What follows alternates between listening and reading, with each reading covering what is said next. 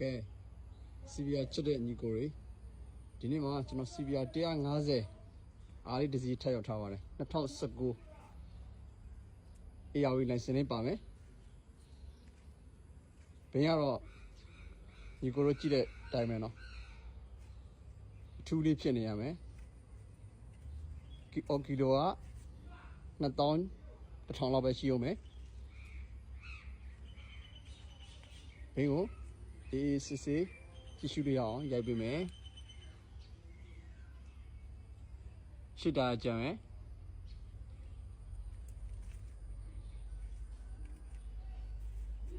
နောက်တာလည်းကြံမယ်ညီကိုညီမနေကိုနော်ကဲညီကိုလေးပတ်လက်လေးနောက်တစ်ခေါက်ထပ်ပြပေးမယ်ဗျာကဲအလှလေးကိုခန်းစားကြည့်ပေါ့ CBR မှ CBR ကြိုက်တဲ့ညီကိုတွေအတွက်ဆိုတော့အထူးလေးပေါ့ဗျာ ARV license လေးနဲ့ဟောကီလိုကလည်း2000ကျော်ဆိုတော့ ARV license နဲ့ပါတယ်ဆိုတော့နော် license ဖမ်းမှလည်းကြောက်တယ်ဆိုတဲ့ညီကိုတွေအတွက်တကယ်ကိုအထူးလေးကီလိုက2000ကျော်ပဲပါမယ်နော်